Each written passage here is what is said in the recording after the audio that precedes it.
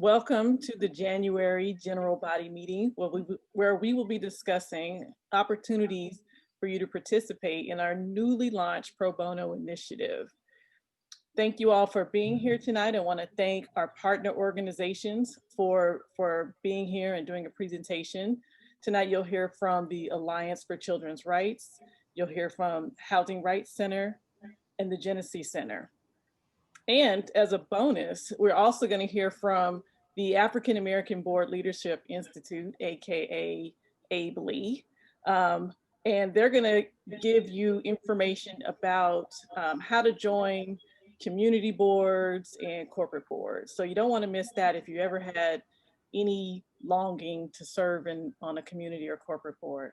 So with that, I'm going to hand it over to President-elect Lisa McLean, who will handle the rest of the program. So enjoy. Good evening, everyone. Thank you for joining us. As Michelle said, my name is Lisa McLean. I am this year's President-elect of Black Women Lawyers Association of Los Angeles. And we'd like to start off our program this evening with our community service co-chairs, Heather Horn and Betty Norwin, who will explain this year's BWL Pro Bono Initiative. Thank you, everyone. Heather has asked me to speak for the two of us tonight. So this year, Heather and I are taking a new direction for BWL Pro Bono. There are no organizations that I'm prouder to be affiliated with than BWL and sister nonprofit legal services organizations in LA. Our role this year is to matchmake, introduce BWL members to 3 terrific organizations, and place BWL members squarely on their radar for volunteers. Michelle has already named the 3 speakers. I will go over it again one more time. And what we'd like you to do, if you'd like to sign up and haven't done so already, because we have received registrations, please let Heather know in the chat room. If you have questions, please wait until the 3 presentations are complete and raise your hand or write them in the chat room. If you can't volunteer now, think about this later in the year or in the future. Tell other BWL members who might not be able to make it tonight. I hope this starts a new tradition that will continue. Thank you. It's my pleasure to introduce in the order that they will speak, Kathy Yacoub, who is the Pro Bono Director of Alliance for Children's Rights, Chancellor Al-Mansour, who's the Executive Director of the Housing Rights Center, and Allison Messenger, Managing Staff Director of Genesee Center. And last but not least, our special guest, Judge Patricia Titus, who will present with Allison about the Genesee Center. So I now will turn it over to Allison, and I hope you enjoy the evening. Thank you. Did I say Allison? I meant Kathy. I'm sorry. Good evening, everyone. Thank you so much for your time. Thank you for being here and for inviting me here. Thank you to Lisa and Michelle and Betty, of course, and Heather for helping me with these slides. And again, for everyone's time and attention. I feel very honored and privileged to have this opportunity to talk about the Alliance with BWL. And I'm really just very happy to be here tonight.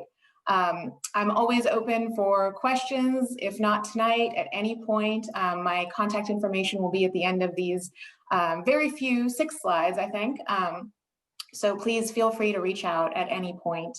And I want to also mention, I'm very happy to be in the company that I am in, to be one of these 3 organizations presenting tonight. Just feels wonderful. So thank you again. So with that, I'll just get into the short presentation. So the Alliance for Children's Rights. We are a legal services organization that works primarily with children who are in or at risk of entering the foster care system. So that means children and youth, foster parents, guardians, adoptive parents, potential guardians, really a wide array of groups form our client base.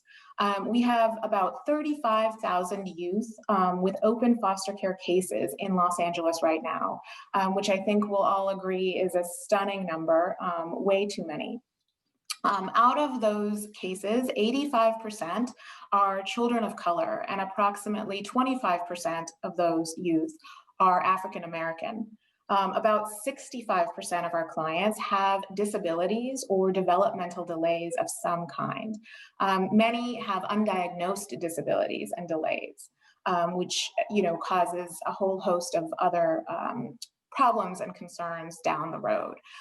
So I'm not going to bore you too much with grim statistics, but sometimes statistics really bring home some of the work that we do.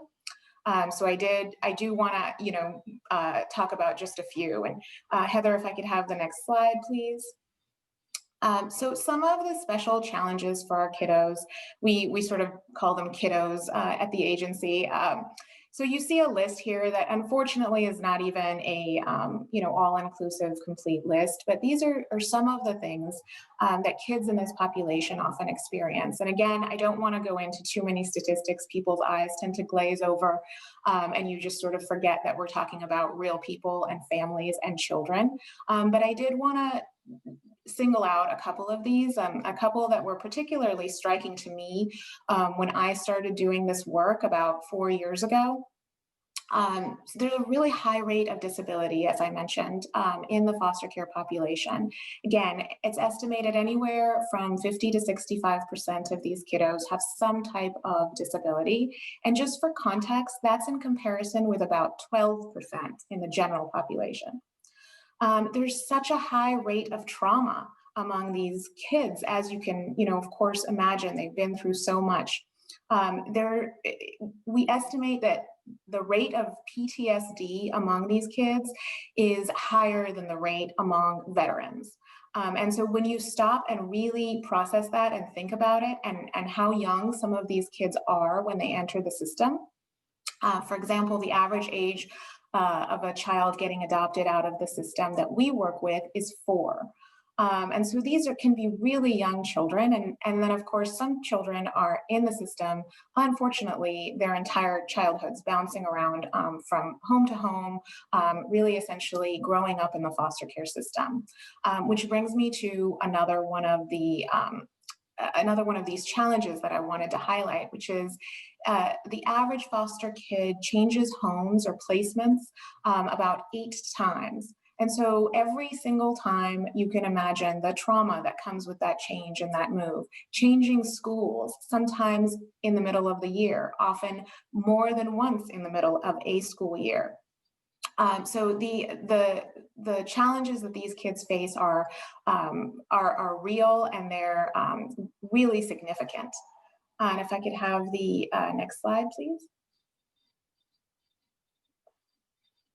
But it is not all gloom and doom tonight. This is where you come in and where we come in, the Alliance for Children's Rights. So you see in front of you a list of our programs, and this is how, it says how we can help. This is really how you help. The Alliance relies primarily on our pro bono attorneys to take cases in all of the programs that you see in front of you, and to help these families, help these kids out of the foster care system in many cases, or help them through various challenges in the system. So I'm going to focus tonight on a few of our programs where we can always use volunteers, where we would love BWL volunteers. But please, if anyone is curious about other programs, again, please feel free to reach out. So I want to start with our adoption program. So adoption, as you can imagine, is our most popular program, and it's also our highest volume program. We finalize hundreds of adoptions a year through the Alliance. All children adopted out of the foster care system are entitled, all families adopting out of foster care rather, are entitled to pro bono representation. And so some families will choose to go the private route, but by and large, the adoptions out of Los Angeles County foster care system are through the Alliance, as well as Public Counsel. That's the other agency that handles them. And again, that's mainly through our pro bono attorneys that we finalize these. Taking on an adoption is a wonderful experience. I highly recommend it for anybody, including everybody on this call tonight. It's a wonderful way to get started with the Alliance. It is short on time commitment, approximately 10 to 12 hours, but very, very long on satisfaction and joy and what you bring to the table by representing these families, which is essentially you're making a family. Which is just a wonderful feeling, and it's all around a feel-good experience.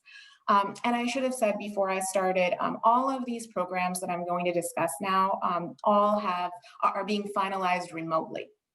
And so in prior years, pre-COVID, we had adoption days, which were wonderful events, which I hope we can get back to soon. And those were held in the Children's Court, where adoptions are finalized, the Dependency Court, and that's in Monterey Park. And these events were wonderful. They were 4 times a year, and the court would shut down several departments and just finalize adoptions. So it was just a fantastic feeling all around. It did not feel like your typical day in court, for those of you who know what that's like. It was, just an extremely joyous occasion. Families would bring extended families. Kids would sort of often dress up, siblings would dress up like each other. And it was, really felt like a party. And the attorney essentially is there to read a script that we provide for you and finalize the adoption in a courtroom with the family and with the children. Again, I really recommend this program for really anybody wanting to take on an adoption or interested in our work. We provide a lot of support, as much support as you would like, but again, with adoptions, they're pretty straightforward. And anything that we send over to our pro bono attorneys, they're going to be unopposed at that point. So that makes them fairly straightforward. So that's our adoption program, and right now we're finalizing remotely, but I do hope we get back to the adoption day model soon, because it's just a wonderful model. So we also have a guardianship program, and in that program, we finalize or obtain guardianships for clients in probate court. And the court now has created a remote option for that as well, although I believe you can still go in person, but it is a choice. You can either do an in-person or a remote hearing to finalize a guardianship. Guardianships are going to look very similar to adoptions in terms of the paperwork. There's several forms to fill out. There's client interviewing to be done. But again, in general, they're fairly straightforward.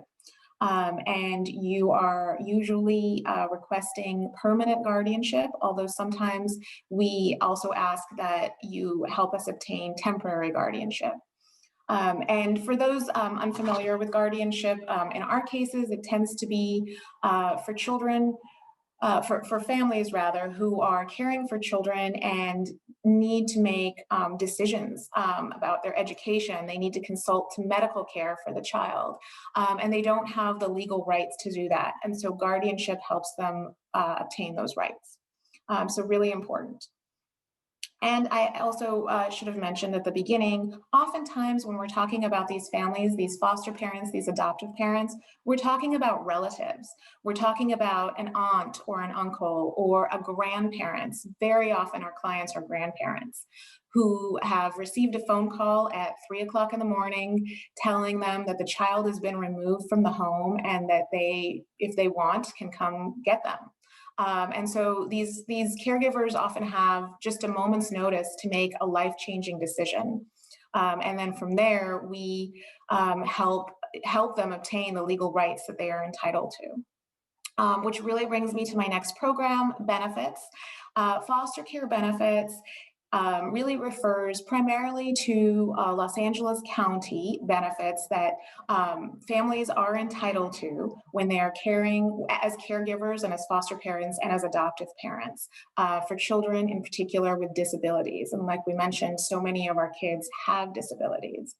And the benefits program is a little bit more complex. It's for somebody who's looking to take on a bit more work, and a bit more work that looks a lot more like your typical litigation would. So it's an administrative process. You go before an administrative judge, but the process will look a lot like your typical litigation, where you will write a demand letter to the county. You will do some brief writing. You will appear before an administrative court and argue your case. When we're talking about foster care benefits, we're really talking about financial benefits that, again, many of these families who are grandparents, who are aunts and uncles, who are relative and non-relative caregivers, who never imagined they would be in the situation that they are in, caring for kids. These are benefits that they're entitled to and often are not getting. Sorry, I'm just reading the question. So from there, I'd like to go into education. And that's the last program I really wanted to focus on. These are going to be mainly the 4 programs that we, again, need the most volunteers in and need the most help in. Our education program is primarily an IEP program, and that's individualized education plan. And that is what often many of these kiddos in the coming out of the foster care system require. They require special learning plans to basically be caught up with their peers due to a variety of issues ranging from trauma to developmental delays to learning delays. Oftentimes the learning delays are not diagnosed. The parents or caregivers request from the schools go unnoticed and unattended to, which is in fact illegal. And so we assist those families in helping kids be assessed properly, first of all, and then assist in crafting their IEP, their individualized education plan. So for those who are not litigators in the room and who don't want to go to court, this is really the perfect program. You do not go to court. This is essentially a negotiation, an IEP is, between the school and the school district, or school district and the family. And representing a family really goes a long, long way in helping to craft an IEP that is fair and that gives the child the services that they need. So I think that's it for that slide. So in general, across all of these programs that I just mentioned, and really across any programs at the Alliance, we just like to emphasize that we are not a clearinghouse. We do not just take the phone call and then pass it on to our pro bono attorneys, maybe with some paperwork and say good luck. We really take pride in the fact that we partner with our pro bono attorneys every step of the way. We want to give you as much or as little support as you want on these cases. And so we definitely recommend, in whatever program you're interested in, to take a training. And we have trainings across our programs, as really fantastic trainings in the 4 programs I just mentioned. And it would be great if, after tonight, there was a group of volunteers who decided they wanted to start in the same program. We would love to do a training for you in that particular program. But you really can get involved in any program at any time. Don't feel like you have to wait for a training. You don't, although I recommend them. Again, we do such a careful screening of every case before we send them to you. We partner with you. Attorneys from our staff will partner with you on whatever case you take on. And we have really detailed manuals, samples, templates, anything that you would need a sample of during your case, we could provide to you. So I never want anyone to be dissuaded by, thinking that they don't have a background in child welfare law, or they, have never taken on a matter like this. That is by and large, our pro bono attorneys have never taken on these matters before they start working with us. And so we always want to make sure that you have all of the knowledge and all of the tools that you need to complete a case with us. And once you do, our pro bono attorneys often come back and take on more cases. We have really more repeat pro bono attorneys than first timers often in any given cycle, which is wonderful and I think speaks to our work. We do provide MCLE for the trainings that I mentioned, by the way. And so if you're interested, that's a great way to sort of kick off, the start of working with us. I think that might be my last slide. There might be one more. That's really it. And I'm sorry, I'm not great at presenting and reading at the same time. So if you wouldn't mind asking me the questions.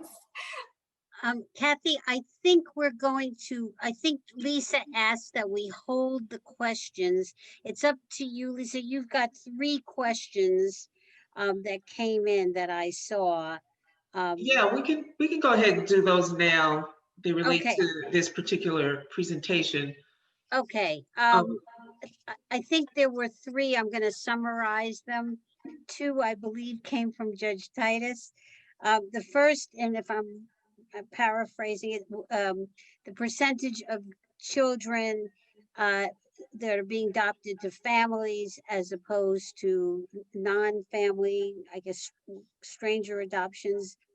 And her second question is, for volunteer attorneys, do you have money for experts specifically? I think she referred to the special ed cases.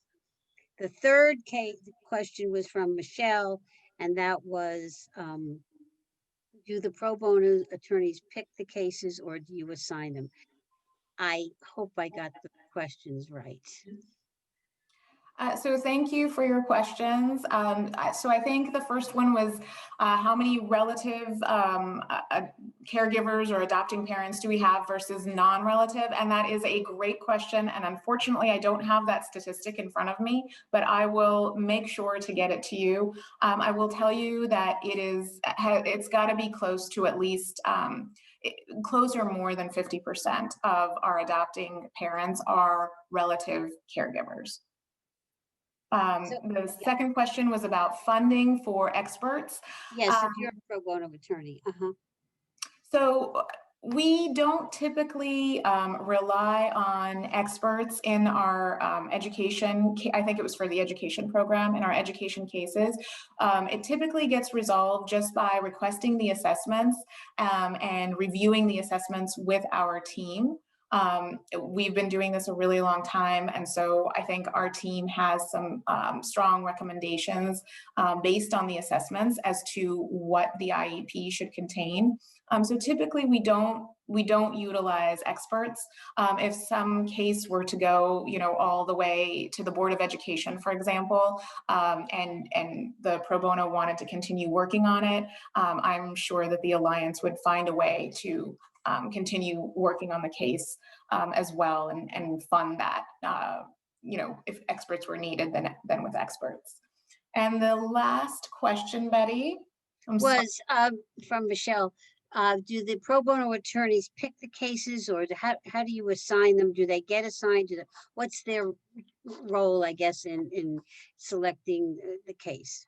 Sure. And so for adoptions, you really just indicate that you want to work in that program, and we send you cases. You don't really get to pick.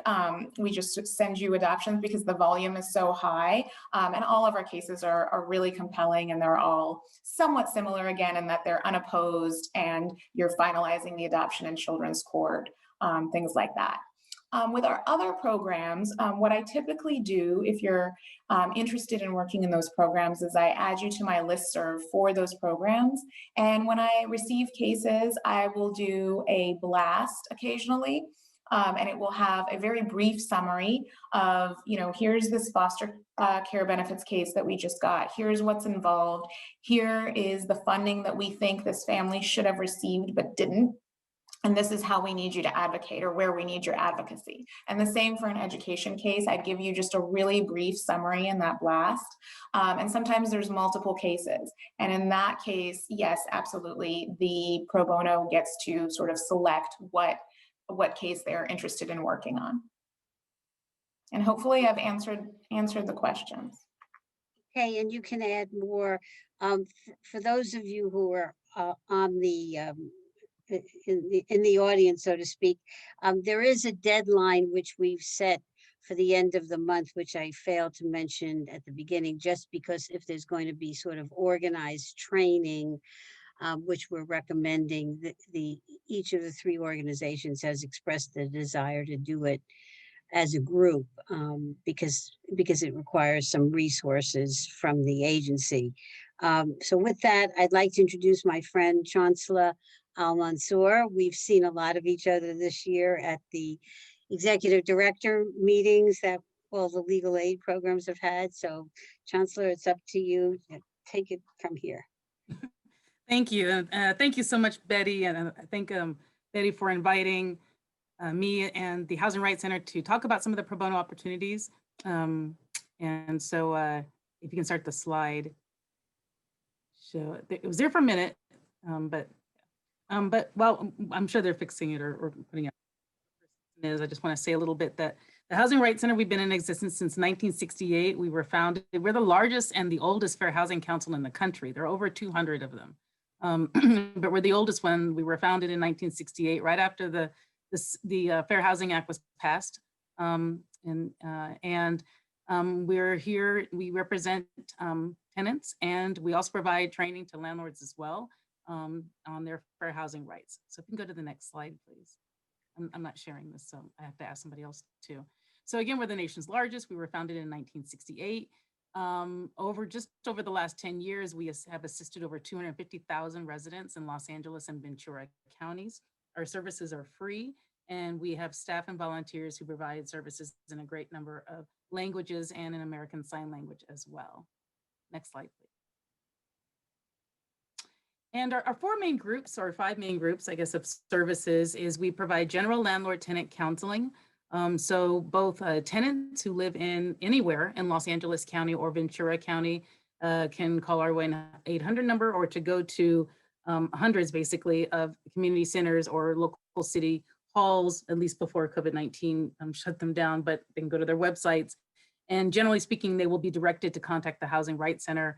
If, for example, they're a tenant and they have a question about their tenancy rights, maybe they've received a notice or they need a reasonable accommodation or they think they've been discriminated against. It doesn't have to be, they don't have to self-identify discrimination. A lot of people don't know that they've been discriminated against.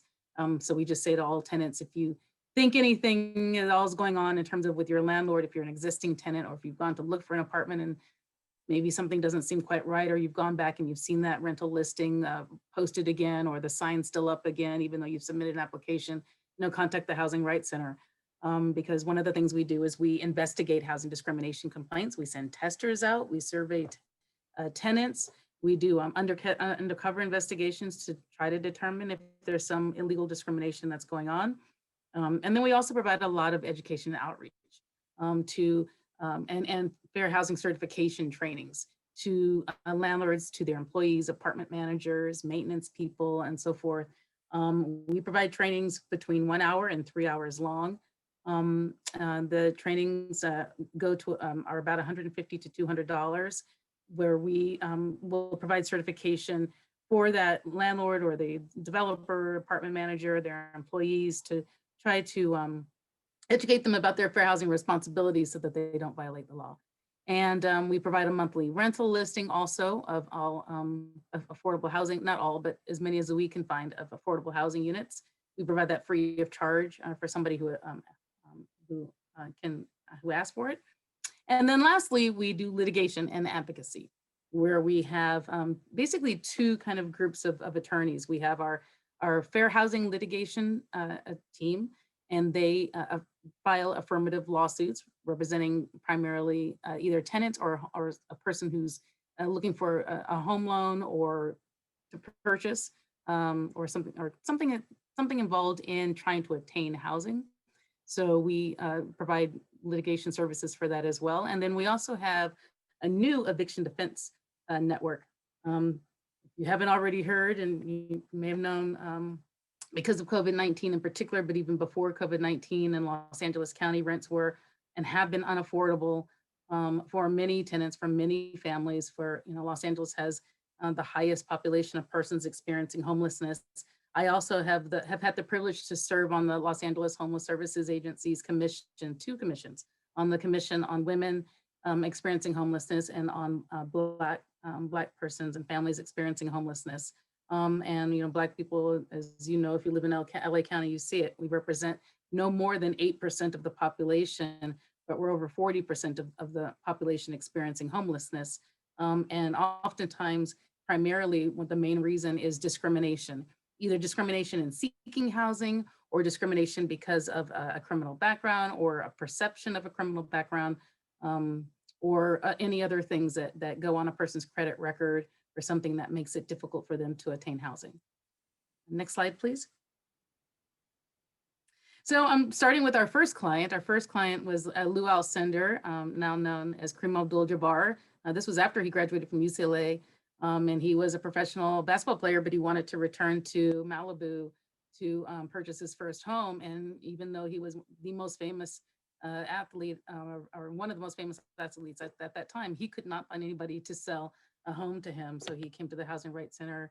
At that time, we were the West Side Fair Housing Council on the west side of Los Angeles. And he was our our first kind of big, if you want to call it big client. Next slide, please.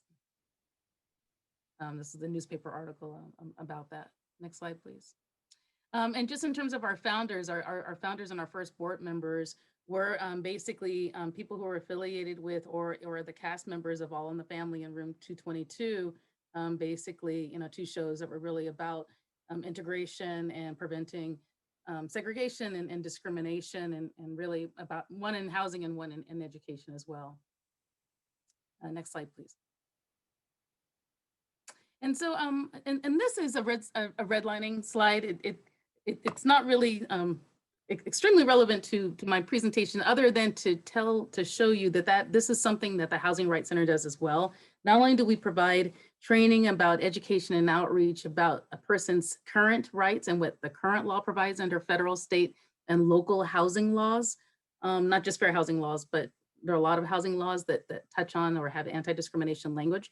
But we also provide trainings and resources and do policy advocacy work that really goes into why we are where we are, basically, why discrimination happens, why Black people and Black neighborhoods and Black communities have consistently been targeted for either bad loans or low workforce development, bad housing policies, no hospitals, no support structure, no infrastructure, and that type of thing. And it's because of after the New Deal in 1939, the federal government contracted with a private homeowners loan association to prepare maps for every single community in the United States. And it was based on these maps that the US government determined that it was safe to invest, to do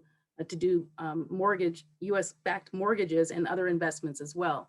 And these maps were used to create areas in which Black people could live. Most Black people actually didn't live in these areas at the time. These were created, and these communities were determined that this is where Black people would live.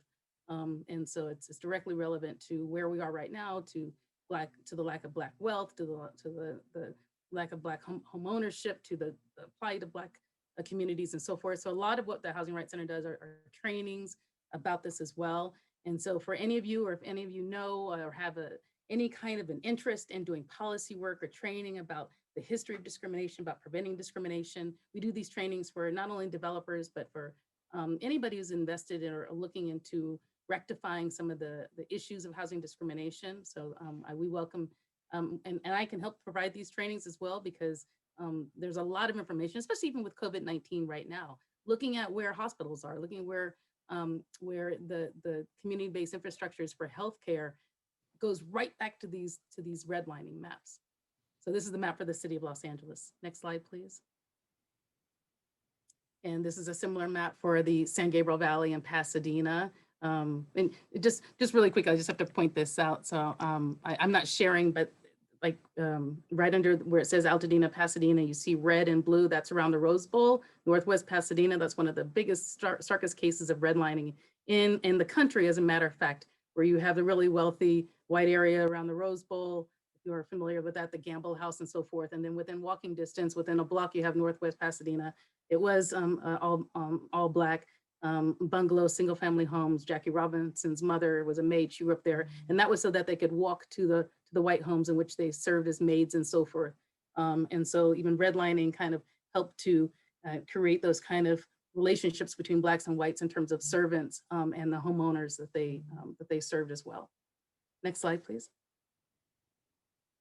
And this is one of the San Fernando Valley. Just if you're familiar with the San Fernando Valley, well, you see way up at the top, Pacoima is in red. If you know the Pacoima area, this is back in 1939. Blacks didn't live in Pacoima. This is because at that time, it was determined that if Blacks were going to leave South Los Angeles, that was the only part that they had to bypass all of the rest of Mid-City LA and the San Fernando Valley. And the only place they could purchase a home was in the Pacoima area, which then ended up, if you know that area, with a very large Black population.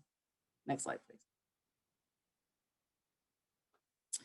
So I talked a little bit about our eviction defense work. This is a slide about that kind of talks about the opportunities that are available to help prevent displacement. Evictions are, well, the lack of housing security is probably one of the biggest issues, overriding issues that impacts almost every person, every family, every household in Los Angeles County.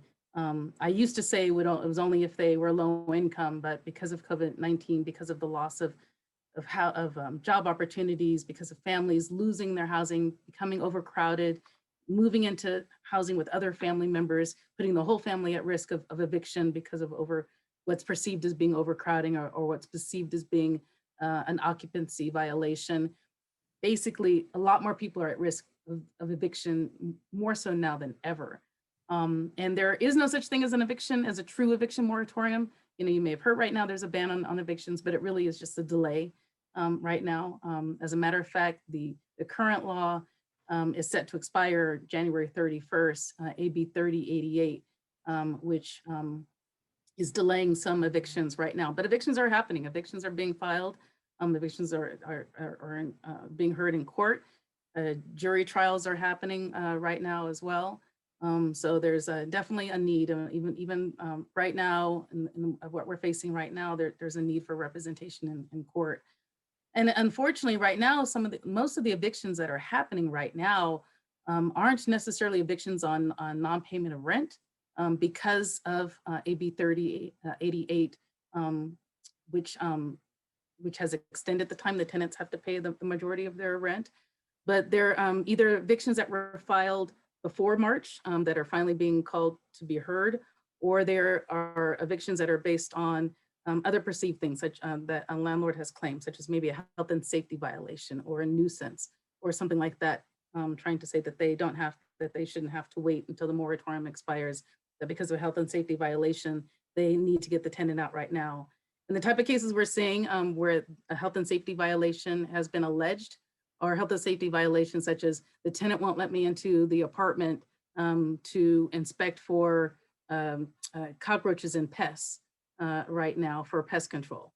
Well, the tenant is elderly, has a health problem. COVID-19 is going on right now. Why do you need to send people into their unit to do an inspection for pest control? So those are the kind of and those tenants are being evicted for refusing to allow maintenance into their units and so forth right now, even with COVID-19 and so forth. So that's just one example of the type of cases that we're representing. And we are seeking volunteer attorneys to assist in this. We have advocates in the Pasadena courthouse and in the San Gabriel Valley and the West Covina courthouse, but we also have partners in other courthouses in Los Angeles County as well. So if you would like to represent in a case in the Pasadena or West Covina courthouse, please definitely contact Javier Beltran is my deputy director attorney who's in charge of our pro bono eviction defense program. But even if, like say you're in Inglewood or Santa Monica as well, where we have partners who are representing tenants in those courthouses as well, feel free to contact Javier as well, and he can refer you to the legal services agency that's in charge of trying to provide free representation to tenants in those courthouses as well. We will train the attorneys on how to do eviction defense. We have the forms, the templates, and so forth on the motions from trial briefs and other motions that are related to eviction defense. We also, this is being funded by LA County, by the way. We also have a grant through LA County to provide rental assistance for tenants in eviction cases. If they're behind on rent, and that's the only reason that would basically they would win their case if they could pay some back rent and the landlord will accept it. We have some rental assistance available for that as well. We do ask that attorneys do take a minimum number of assignments, only because about 85 to 90% of all eviction cases end up settling before trial. And so, it wouldn't be worth the volunteer attorney's time or my staff training time as well to go through that and have them settle, because they do end up settling quite often, especially if there's a good defense involved. So here's my contact information, Chancellor Mansour. Please feel free to email me or to visit our website for these opportunities. Thank you so much. Does anybody have any questions? I have a question, Chancellor. For an attorney who's interested in the policy work, is there work for research? For instance, like if you're at a big firm like Munger Tolles or Lewis Brisbois, are there opportunities to do research and brief writing and things like that? Mm-hmm. Yeah, definitely. It's interesting you chose those two firms, Munger Tolles. We have representatives from them. Lisa's at Munger Tolles and Heather's at Lewis Brisbois. Oh, okay. That's why I picked those two. Yeah, well, we two of our board members are at Munger Tolles. Munger Tolles has been a great partner. Lewis, I think, actually has been opposing counsel, I think, on some of our cases, representing real estate agencies. But that is another thing we are looking for, expanding our board always for volunteer board opportunities as well. If you like to be one of our board members, they only meet quarterly, and right now everything is by Zoom, so it's not as stringent of a commitment as it has been in the past. But yes, Betty, thank you. We do have we are members of the National Fair Housing Alliance. And of the NAACP Legal Defense Fund, and of other housing policy people as well. And with the new administration, this is a very exciting time. We work closely with the Consumer Financial. Well, we will hope to, with this new administration and so forth, work closely with the Consumer Financial Protection Bureau and other financial services as well, to try to do financial literacy with first-time home purchasing. We do trainings on that as well. So yes. Okay, thank you. And last but not least, Genesee Center, Allison Messenger and Judge Titus. Thank you, Betty. Thank you. I'm going to start, but before I start, I just wanted to show you my adoption day bear. I just had my 20th year anniversary as a judge, and in my first 6 months, I got to participate in adoption day, and they let the newer judges have preference. So they gave all the adopted children the little bears, and then they let us have a little bear as well. So I've had this little bear for 20 years, and that was one of the highlights of my career, participating in adoption day. That's so wonderful, Your Honor. Thank you for sharing that. So please go to the next slide. I'm Judge Titus.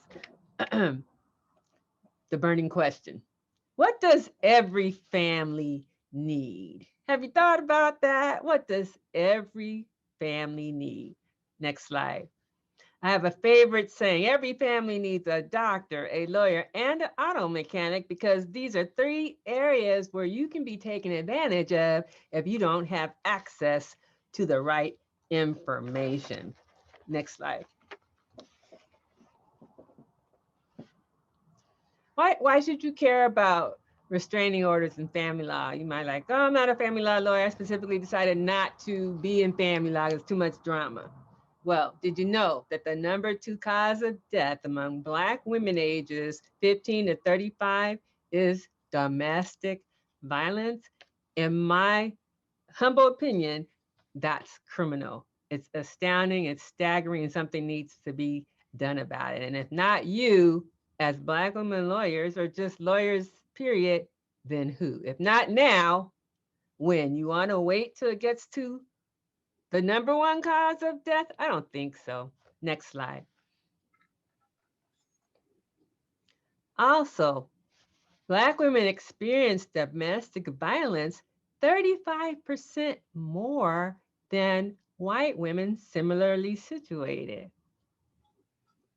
Because I believe this is a critical issue facing our society, I believe that you, as a lawyer, because every family should have a doctor, lawyer, and auto mechanic, you should be familiar with the domestic violence restraining order process so that when called upon, you can provide that service to the people within your sphere of influence. It's not just your family that's calling you for legal questions. You're a lawyer, they call you about everything.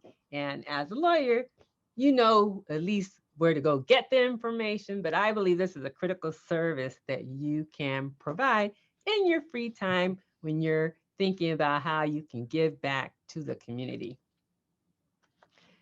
Domestic violence restraining orders specifically because it's a national crisis and it's increasing during times of COVID. 1 in 3 women will experience domestic violence in their lifetime, 1 in 6 men.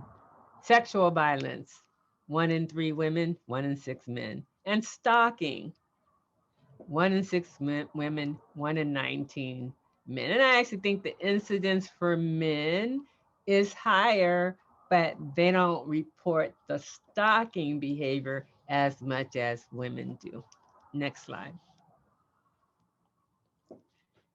So the impact of domestic violence is long-lasting, life-changing. It's so complex, and it can span generations. In order to stop the cycle, you need to stop the domestic violence. Did you know that children who grow up in houses where domestic violence is normal, when they get into relationships, they'll pick somebody who will keep that drama going because they associate it with love? And the person who will treat them with kindness and respect, they call boring. And they won't pick the person who will treat them with respect because that's not the norm in their household or their experience. So our goal is to have restraining orders issued. We don't talk about to the families whether you stay together or separate, but we do know that the restraining order will give people a period of separation so they can get themselves together if they can and make an intelligent decision from a safe place. Many, I'd say in my courtroom, 85% of the people seeking restraining orders are unrepresented. Well, more like 90% in Inglewood. And the overwhelming majority of them would be able to access, I'd say, 100% of what they're entitled to versus what they know to ask for. So I don't feel, at least from my humble opinion, that you're disadvantaged from being able to get a restraining order, but I think a lawyer is able to cover 100% of the points that the person is entitled to in a restraining order. Most notably, when there's property damage, they can get a judgment on the restraining order, and if the person doesn't pay in 30 days, then they can go directly to small claims court, almost get an automatic order, and then small claims has the collection mechanism. I don't have a collection mechanism, but half the time they don't even ask for the reimbursement for the phone that was smashed or the tires that were slashed or the windows that were busted out. The lawyer would know that they could ask for that. Next slide. So what is domestic violence, also known as intimate partner violence or even family violence? Next slide. It's very broad. Emotional, psychological, verbal, financial abuse, mental abuse, physical, sexual, and even spiritual abuse. Next slide. And there's the family code sections 3600 through 3699 that has all the details about domestic violence from a restraining order viewpoint. And it's codified under the Domestic Violence Protection Act. You just need 2 degrees of consanguinity, cohabitant, dating relationship, spouse, parents of a child together. And it can protect yourself, the people who live in your house, your pets, and so those who it can protect. Next slide. There's no charge to apply for the restraining order, and we decide the request for the temporary restraining order within 24 hours.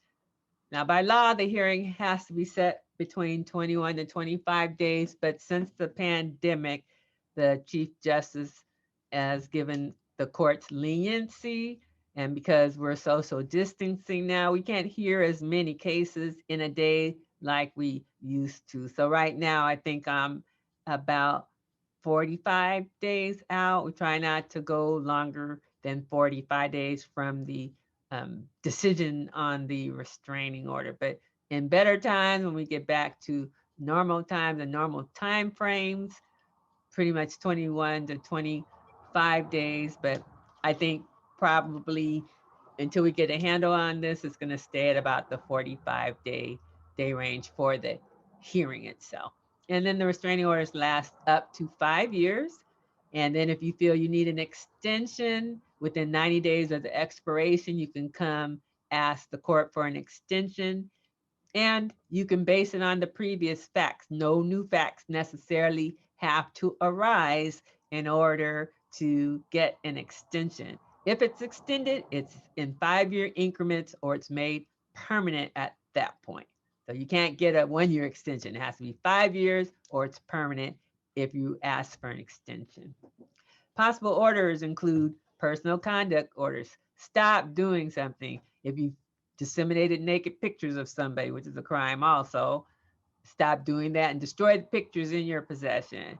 Stay away orders, move out orders, custody and visitation orders. I often get requests to stay away from the church, but the court specifically, California Supreme Court specifically said you can't just make a blanket stay away from a house of worship. So it has to be more particularized in that regard. But otherwise, the restraining orders are very broad.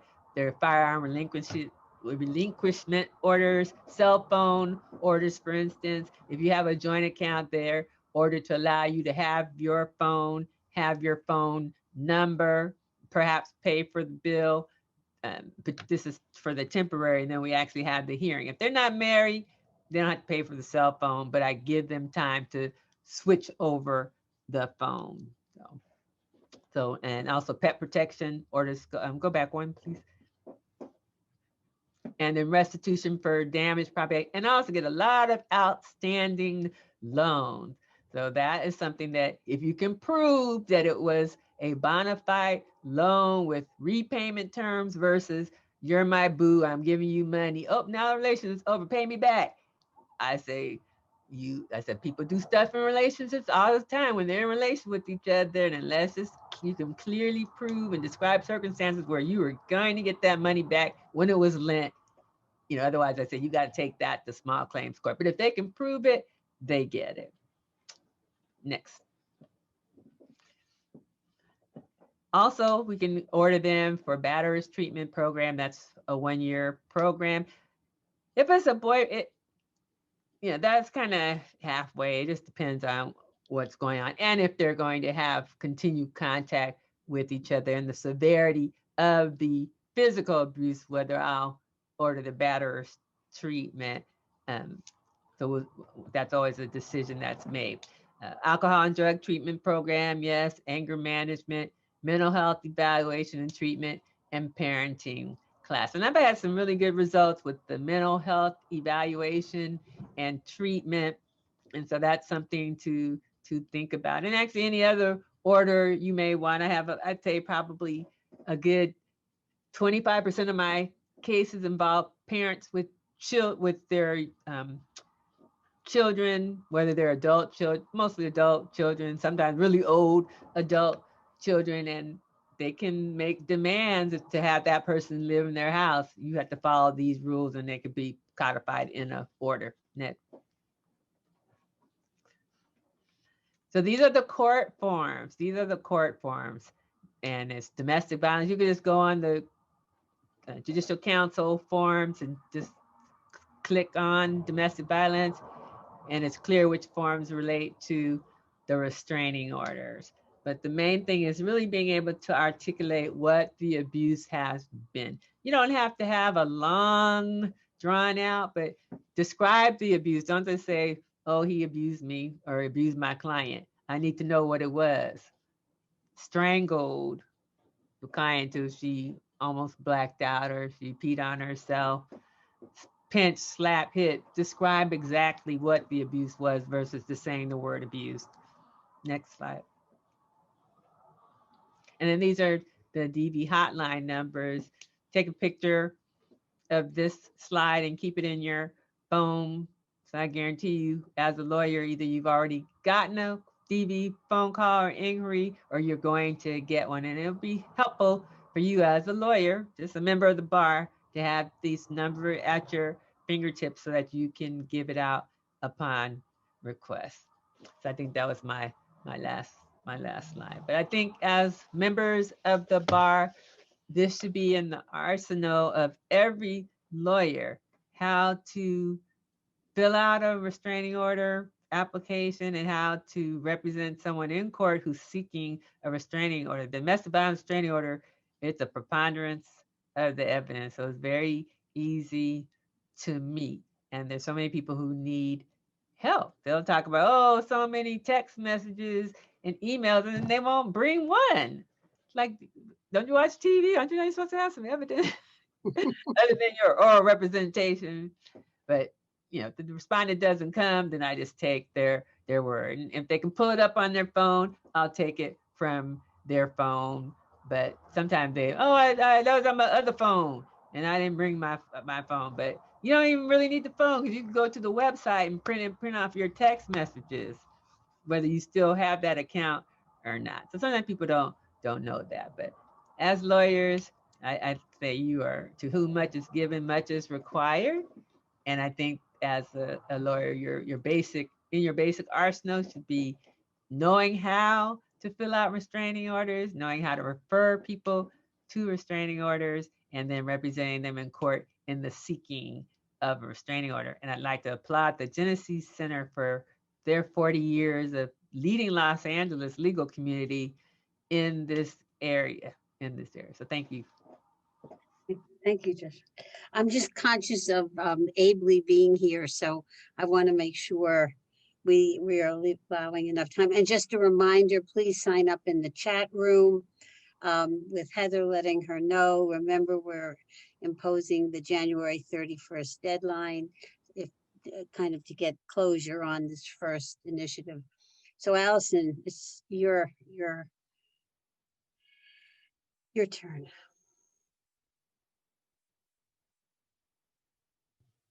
Thank you so much for this wonderful opportunity to speak with the membership of BWL. I wish to, on behalf of Genesee Center, thank BWL for inviting us to partner with you in your 2021 Pro Bono Initiative. And I'd like to give a special thanks to Heather Horn and for Betty Nordwin specifically for thinking of Genesee Center and the Inglewood Courthouse and including us in your Pro Bono Initiative. When I'm asked to speak about Genesee Center, I always like to start with our origin story. Next slide, please. I like to start with our origin story because I think it really speaks to the power and the resiliency of African-American women and also what we can accomplish on behalf of our families and communities when we make a decision to move forward with purpose and on one accord. Genesee Center was founded in 1980 by 5 African-American women who were all friends who discovered that they shared a common history of having experienced and survived domestic violence. either as children growing up in homes where domestic violence was present or in their intimate relationships as adults. And as survivors, they understood the devastating effects of domestic violence. They saw the scourge of DV ravaging their community of South Los Angeles, and they made a decision to act. And with little more than sheer determination, they founded Genesee Center. They started very humbly with just a hotline that offered women and children escaping domestic violence things like clothing, food, diapers, and baby formula. But what they learned very quickly was that there was a real need for shelter in the community of South Los Angeles. And so 3 years after opening the hotline, they opened their first emergency shelter in a donated house. And it's questionable whether or not the house was fit for habitation, but they took the house, they turned it into a shelter. And from these very humble grassroots beginnings, Genesee, 40 years later, has grown to become a nationally recognized intervention and prevention program. Genesee Center is more than a shelter for survivors of domestic violence. As we have evolved, we've come to think of ourselves as a family institute that provides training, educational programs, services, and outreach efforts that rebuild lives, reunite families, and enrich our community. I will also add that Genesee has a culturally specific focus on African American women and children. Our ultimate goal is to remove barriers to peace for the families we serve. Next slide, please. This is our mission statement. For the sake of time, I'm not going to read it. Next slide, please. These are some of the philosophical underpinnings of the work that we do at Genesee Center. I won't go through all of them, but what I would like to highlight is that we do view children as being equal victims of domestic violence. And as such, we have specific programs designed for our children clients, but also we are mindful of the impact of our work, whether it's legal, mental health, or case management on the lives of the children that we serve today. Judge Titus spoke very eloquently about the impact on children who grow up in homes that are plagued with domestic violence. And we feel that we have a unique opportunity when we serve families, we have a unique opportunity to serve children and break the cycle of violence in their very young lives. We also view our clients as being the experts in their own lives. So what that means is we approach our work with our clients from an empowerment model, where we're not just providing services, but we're working in partnership with them to make the choices and decisions that are in the best interests of them and their children. Next slide, please. There are many things that make Genesee Center unique, but one thing I would like to highlight is our comprehensive service model. Approximately 15 years ago, Genesee Center made a strategic decision based on the feedback and the needs of our clients to bring as many of the services that our clients need in order to transition permanently from violence to safety and self-sufficiency in-house. And that includes our in-house legal services program. From a volunteer perspective, this provides you with a very unique opportunity to work within an organization that is providing holistic, trauma-informed, comprehensive, and culturally responsive services. Next slide, please. This is a snapshot of the clients who come to Genesee Center. 65% of them are African American, primarily female or female identifying, and they come with an average of 2.5 children. So what that means is that children actually comprise the majority of our clients. Most of our clients come from the community of South Los Angeles and its surrounding communities, including Inglewood, Compton, Linwood, Gardena, etc. And these are communities which historically suffer from higher than average rates of poverty and unemployment and lower than average rates of educational attainment. And these are factors that make it more difficult to escape from domestic violence. 92% of Genesee clients have experienced severe physical and/or sexual violence during their lifetime, and often in the context of an intimate relationship. 95% of our female clients report incomes that are below the federal poverty guideline and often have a history of chronic, sometimes known as generational poverty. Nearly 100% of our clients pay more than the recommended 30% of income standard because Los Angeles has one of the least affordable housing markets. And so what that means is that our clients are often facing housing insecurity, which makes it difficult for them to leave abusive relationships. And many of our clients face additional housing barriers due to substance abuse, mental health issues, language barriers, immigration status, lack of work history, poor credit, often due to financial abuse, and large family size. Next slide, please. And because of our client demographic and the needs that they present, we have a comprehensive service model, which I alluded to earlier. And under our legal services program, you can see the array of legal assistance we provide. Next slide, please.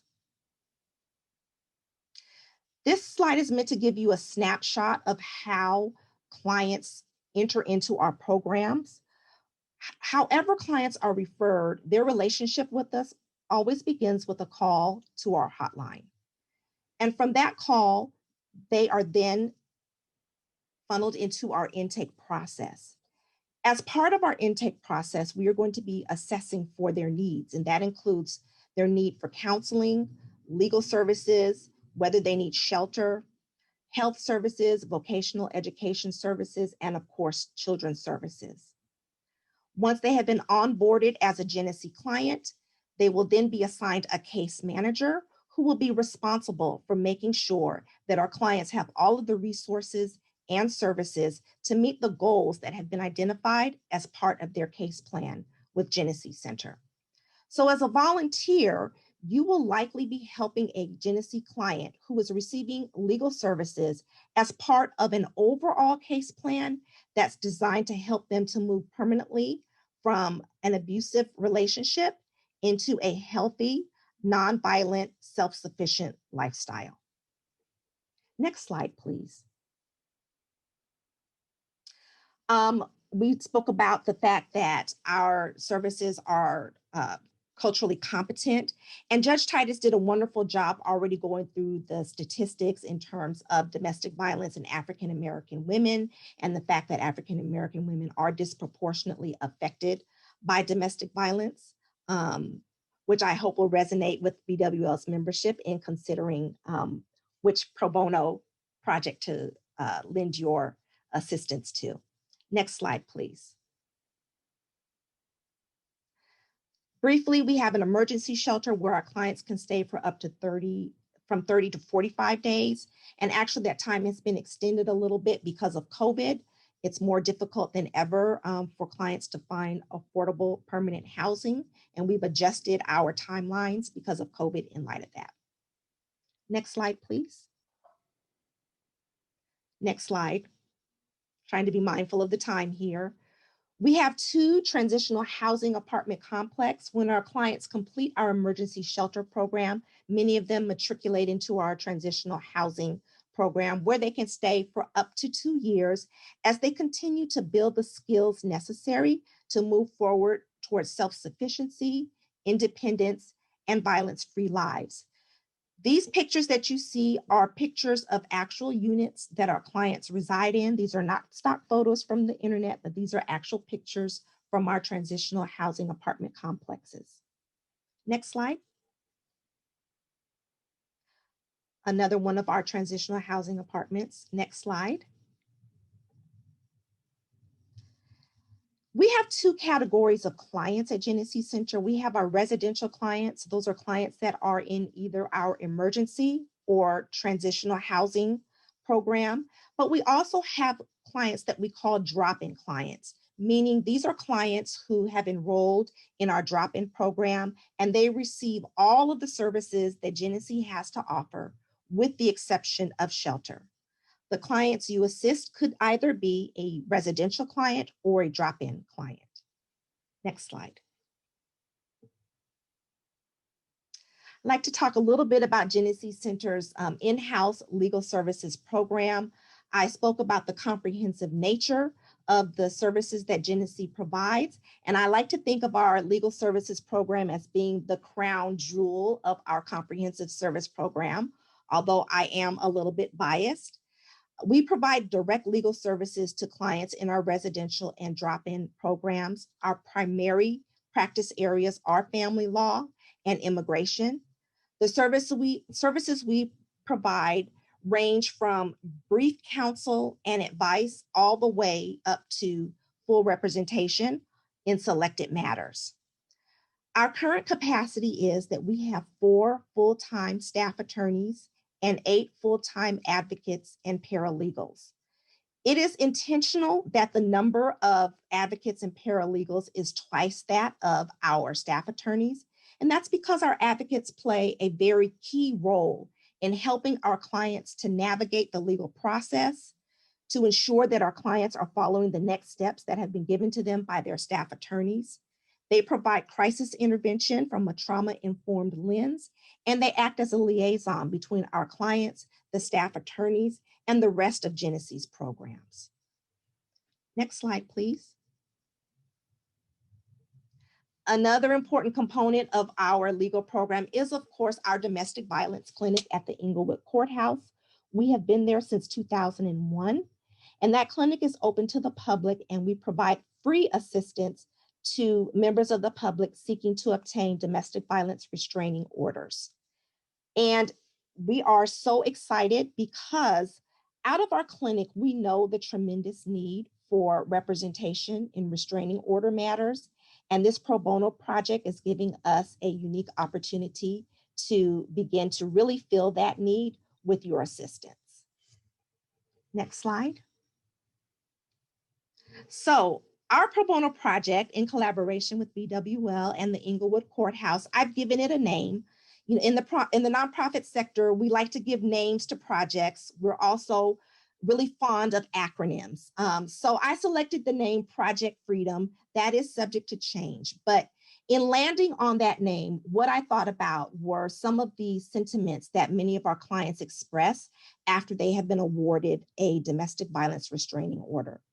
And after they get over the initial elation of just having won their case, the next thing they communicate is how relieved they feel and what a sense of freedom obtaining a restraining order has given them. And so that's how I landed on the name Project Freedom.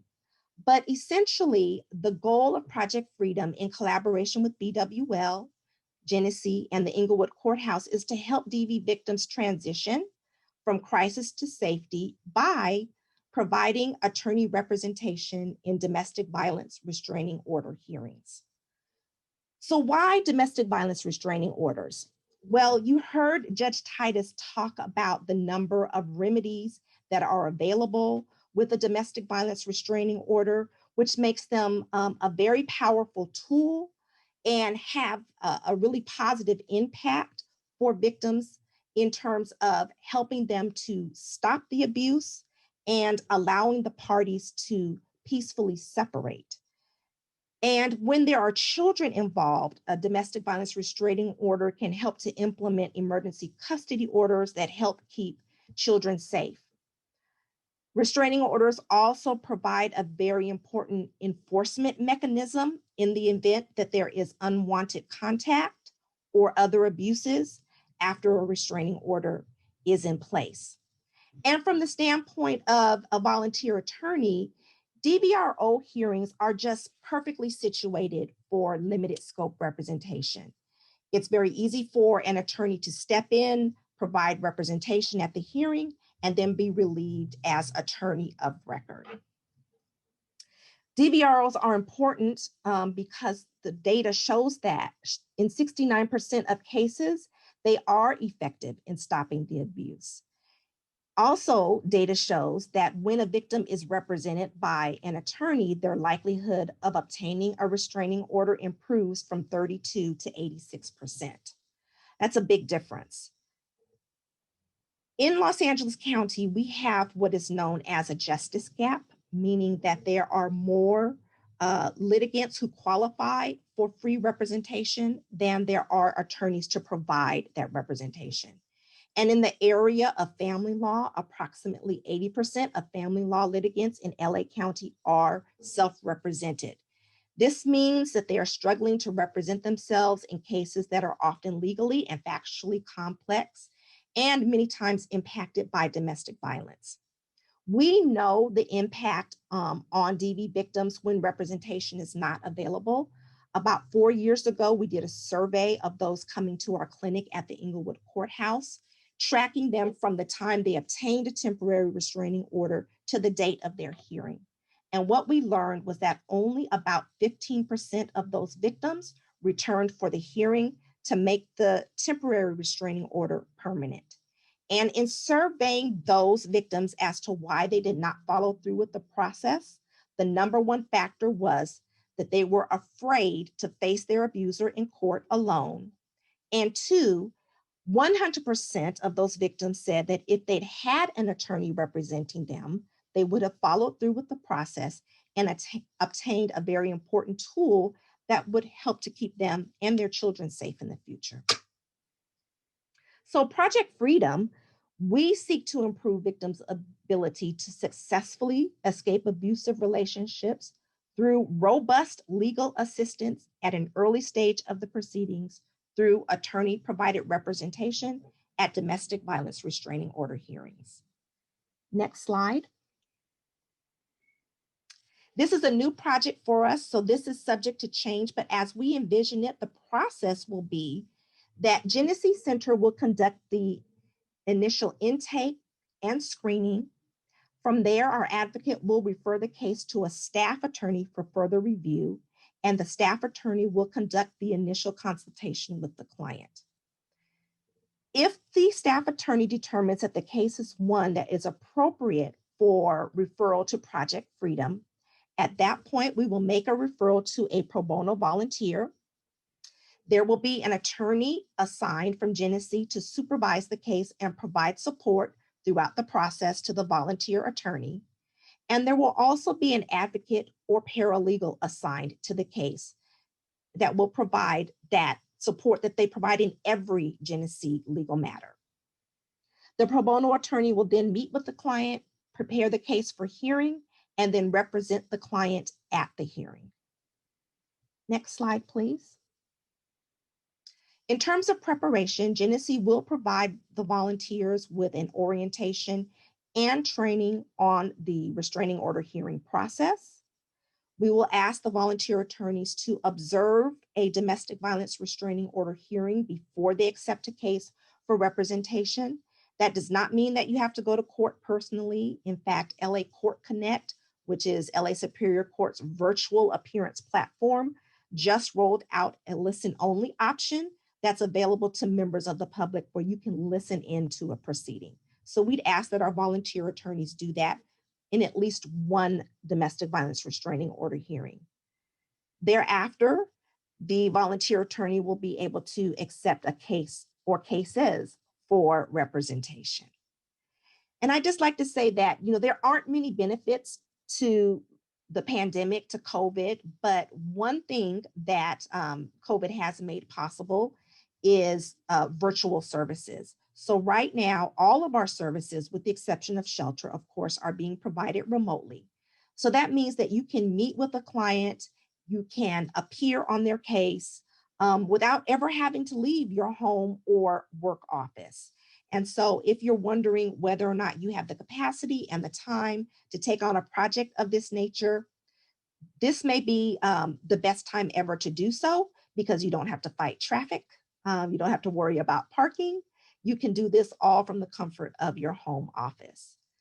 Thank you so much for your consideration. I hope you'll decide to join us on this new and exciting adventure, providing legal services to domestic violence victims. And if you have questions, my contact information is on the last slide. Thank you so much. Thank you. Thank you. Lisa, I can see why I'm enamored with all our programs in LA, and they were hand selected for appeal to BWL members. And Lisa, I know we've got another speaker, so I want to turn it over to you. Well, thank you very much. But before we turn it over, so who's interested participant should contact Heather to sign up, correct? Correct. And Heather's email is in the chat. Right. Okay. Well, thank you very much for that presentation. And now we will turn to Charla Walker, who will let us know about the African American Board Leadership Institute, also known as ABLE. Thank you very much, Lisa. First of all, as she said, my name is Trella Walker, and it is a true honor to be here. I'd like to give special thanks to Lisa, Heather, and Michelle for pulling this together, and to the wonderful speakers that I have an opportunity to participate with today. Thank you very much. I've learned so much and really excited about what's happening in Los Angeles. And I'm here to bring a tail end to the wonderful organizations that we've talked about, and to offer another opportunity for what we don't call pro bono, but was really pro bono for the most part when you're participating in nonprofit boards. But I wanted to talk about African American Board Leadership Institute, which really focuses on providing training for African American professionals who are interested in participating in boards, both nonprofit and corporate boards, as well as commissions. Next slide, please. So our mission is specifically dedicated to strengthen the nonprofit, public, and private organizations through recruiting, preparing, and assisting with placement for African Americans on a broad range of governing boards. So our training is specifically dedicated to really enhancing understanding around governance. Next slide, please. We were established in 2011, and the specific purpose was the founders found themselves as a limited number of African Americans in the professional community in Los Angeles in particular, and they were asked to be on every single solitary board in the entire city because they were the prominent faces in the Black community and were elevated to other white institutions that were trying to diversify. They all got together and said, this is ridiculous. We know that there are other extremely intelligent, talented Black people in this city, and we're gonna find them, provide them with all of the knowledge that we've experienced, and we're gonna bring them in so that they can do some of these boards and we don't have to be on 30. So literally that is the orientation around 2011 and the reason why ABLE was founded. Our target population is African American professionals. So we have built a nice alumni database, and I'm happy to shout out Michelle Kazadi is also alum. So we have really been able to determine how to market to sophisticated, intelligent African Americans like yourselves who provide strong governance and experience and professionalism to boards around Los Angeles and, as of 2020, the United States. Next slide. So what do? We really focus on board leadership certificate program, which is our flagship program, and that's how we started. But we've since expanded to also looking at various commissions and providing commission training. And that training really focuses on the availability of opportunities, mostly around the state of California, but we are currently expanding that program as well, and giving you insight into what is necessary to obtain a commission, to be selected for a commission. The other thing that we have opened up as of 2019 is an exploration into the pathways to corporate boards, and we have 2 sets of trainings. One is an introduction for those who are just now considering corporate board considerations, and then we have a more extensive training that goes into preparation for said corporate boards. For corporations and nonprofit organizations, ABLE has also expanded their training based on experience, the professionals who are members, and as well as the opportunities that they've had to engage. We've expanded to implicit bias training for nonprofits and corporations, leadership development to focus on governance and administration, and then board governance training. So we found that, a lot of the boards, our members come back and they're like, look, we need you to train the other folks that are on this board. We've got this, we need help with the rest. So we're offering those trainings now to other nonprofits. And then for alumni corporations and nonprofit organizations, we do have placement assistance services where we're able to match our database with our alum who've gone through our programs and connect them with opportunities available for board membership. Next slide, please. And I promise 3 minutes will be done. So we currently have approximately 710 graduates. We have successfully placed 225 board and commission placements, but there's a caveat to that. These are the ones that we have actively participated in. It has nothing to, there's no record of us and all of the board placements that have occurred from our alum who are able to secure board leadership without us. And then 200 nonprofit member organizations currently who are a part of our network for opportunities to identify other board members. We are at 62% female, 38% male, 28% baby boomers, 43% Gen Xers, and now we're bringing in the home front with millennials, 20%.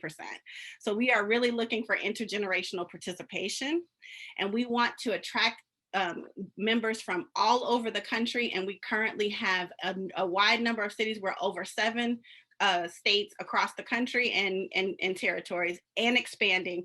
So we will continue to offer this practice. And for those of you who have gone through ABLE or know of ABLE, yes, it is now across the country. So spread the word that your friends can now take it. It is virtual, everybody can engage. And we're really excited about that opportunity. Next slide. So as we said before, our programs are really focused on workshops and seminars. So we do additional trainings throughout the year, also networking opportunities for the professionals who engage with us. But our flagship programs are focused on our board leadership certifications, pathways to corporate boards, and implicit bias training for corporations and nonprofits, as well as commission training. Next slide. And to make sure that you guys are fully aware of opportunities that exist right now and under time, please come and join us January 26th for our Pathway to Corporate Boards. And if you are not able to participate in that way, we also have our next Board Leadership Certificate program that'll be virtual April 1 through 17. Those times, it says it's a wide span, but it's actually 2 days a week, and it'll be at night and on Saturdays, so you can participate to engage, and feel free to reach out. Heather will have my contact information if you have any additional questions or concerns. Just for the record, I have been a member of ABLE since, I believe, 2015, and I am currently an ABLE board member, which, you know, was a big honor to go through the program and then be asked to be on their actual board after the training. So that is it. Thank you very much. Thank you. I actually have a question. Do you have some examples of some of the kinds of organizations that are available for placement? So pretty much we have a wide variety of members from all across the Los Angeles County area. We have not expanded the database quite yet to other states, but we're working on those organizations as well. But I do believe that Genesee has participated in our program. There are, I'm trying to think of even Roby Theater. I was a member of Roby Theater. Michelle, please share some of the ones that you were a member of. Cake Cutters Institute, like literally pretty much anything you can think. Open Pathways Counseling Center. I think CAM was also absolutely an affiliate. So pretty much all the categories that you can think of for nonprofit organizations, we have a pretty solid connection with those organizations. And even if they are not members, we will provide contact information for you to reach out to those organizations. And Chancellor, since I did hear you mention that y'all are looking for board members, you can gladly reach out to us. We will gladly help you with that opportunity. Thank you. Great to hear that. Well, thank you. I'm checking to see if anyone else has any questions in the chat. I just wanted to, Harriet Buey Center is now a member of ABLE, and we had someone, express interest. So the training itself is kind of all the basics of board governance. This is, I'm trying to make it in the form of a question. So when you get an ABLE applicant, presumably they know more than your average person who comes on a board, nonprofit board. Do you cover development? Do you cover for nonprofits in particular? Do you cover like fundraising, kind of like give or get responsibilities and how they might effectuate that? Absolutely. So we do cover the government aspects, fundraising. We also cover a quite extensive version of financials and helping board members understand what nonprofit financials look like. Yeah. We find that a lot of members who come from corporate and other government, et cetera, don't quite understand nonprofit finance. So it helps to have some orientation to it. Right. And you said the training is how many weeks? The certificate program, did you? It's currently running about 3 weeks, and it's 2 days out of the week. So it's like one weekday in the evening and one Saturday, and the following Saturday. Got it. Sorry, I was trying to cut my presentation down into 7 minutes. So I Sorry. just put a lot out. Oh, well, that was a lot of good information, and thank you very much, everyone. I don't see any more questions in the chat. The information will be posted on the BWL website. So go to Black Women Lawyers, say it right, blackwomenlawyersla.org if you want to check that out. And if we have anything else, any closing remarks from our panelists. If not, I would like to thank everyone for joining us this evening. And please, if you're interested, email Heather or go to our website and check out the information. Thank you. Thank you so much, everybody. Thank you so much. Thank you. Thank you. Bye-bye. Thank you. Bye-bye. Bye. Good night.